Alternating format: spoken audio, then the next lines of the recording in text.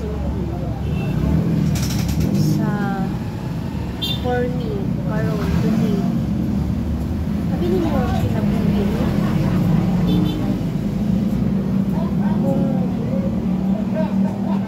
kung magkuyog kag balay, I don't know kung siguro kung happy ka sa iyong partner, siguro kontento na balay na magtagad. So na ako magtagad. Yung pagkukete, nanay, magbahima, yan na lang.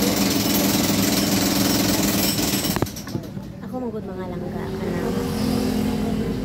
Kauna magod, magtagad-tagad ko sa kumbana lang. Mura ba akong bagbana ba lang na, hindi mura 100% na mura siya mangunuan ba ka ng mangulipi siyang kaugalingon na dapat dili siya butan.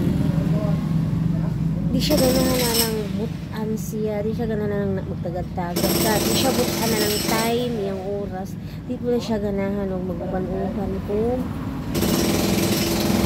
Muna na. So, ako ato siya hindi sa una sakitan kayo ko kay siyempre nabay tayo utok para makasabot ka no. Sa una biglang no masakitan siya kay lang sobra lang kay dili ingon anak baya ang kuan ang hugma no kanang lalaki ni hugma labaw pa magsusulo na sa bayi. Pero ako manggod kay bawal nang magdala-dala ko maguban-uban ko wala niya gibungak pero na kato yung pagbulag ko niya lang service mo magbulag sa ako ito na ko na madunggan siyang kauban lagi na may share yung mga kauban na kuan na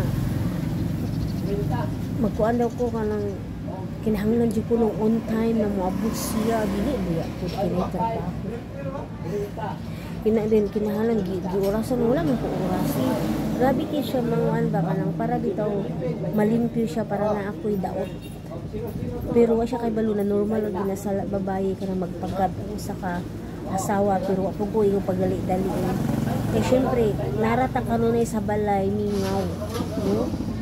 So kung nakarelate mo ingon ani na sitwasyon lang pwede ko niyong masultian pwede ko niyong i-chat kaya di na siya lalim na feelings sa kababae lang.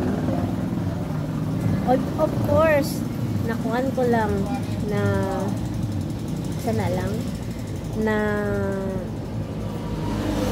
bulagan jo of course nauli lang kay tungod na ako kay nakibisog jud ko. That's my life lang. Ana ba? So karon na